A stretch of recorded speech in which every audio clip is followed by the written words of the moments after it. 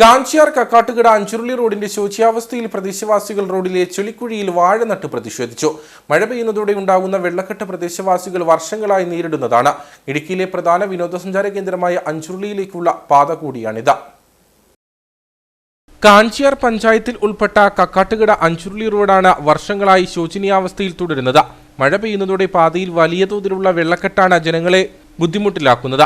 പാതയിൽ ഉണ്ടാകുന്ന വെള്ളക്കെട്ട് മൂലം വാഹന യാത്രക്കാർക്ക് പുറമെ കാൽനട യാത്രക്കാരും വലിയ ക്ലേശമാണ് സഹിക്കുന്നത്.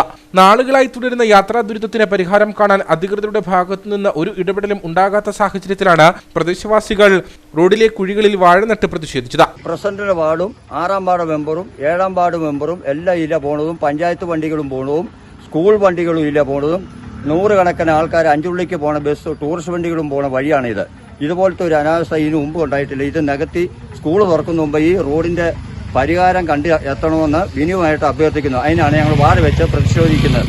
വാഹന കാൽനട യാത്രക്കാർക്ക് പുറമെ മേഖലയിലെ വീടുകളിലേക്ക് റോഡിൽ നിന്നും വെള്ളം ഒലിച്ചു കയറുന്നത് പ്രതിസന്ധി സൃഷ്ടിക്കുന്നുണ്ട്. നമുക്ക് തിണ്ണയ്ക്ക് പോലും ഇരിക്കാൻ വയ്യാത്തതാ.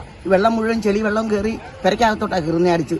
മുറ്റത്തിറങ്ങി നിന്ന് പോയിട്ടുണ്ടെങ്കിൽ വണ്ടി വരുമ്പോൾ നമ്മുടെ തലവഴി അടിച്ചു വരുന്നത്. ഈ കുഴിയായിട്ട് വെള്ളം ഒരു വണ്ടി വരുമ്പം തിണ്ണയിലേക്കാണ് വെള്ളം അടിച്ചു കയറുന്നത്.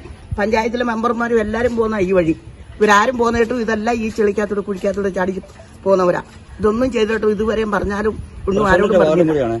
ഹൈറേഞ്ചിലെ പ്രധാന വിനോദസഞ്ചാര കേന്ദ്രമായ അഞ്ചുരുളിയിലേക്കുള്ള പാതയും ഇത് തന്നെയാണ്. നിലവിൽ ജില്ലാ പഞ്ചായത്തിന്റെ ഉടമസ്ഥതയിലാണ് പാത. പഞ്ചായത്ത് അധികൃതർ പാത PWD ഏറ്റെടുക്കണമെന്നാവശ്യപ്പെട്ട് പൊതുമരാമത്ത് വകുപ്പ് മന്ത്രിക്ക് നിവേദനം നൽകിയിരുന്നു. നാളിതുവരെയായും പാതയുടെ നവീകരണത്തിന് യാതൊരുവിധ ഇടപെടലും അധികൃതരുടെ ഭാഗത്തുനിന്ന് ഉണ്ടാകാത്തതാണ് പ്രതിഷേധത്തിന് കാരണം.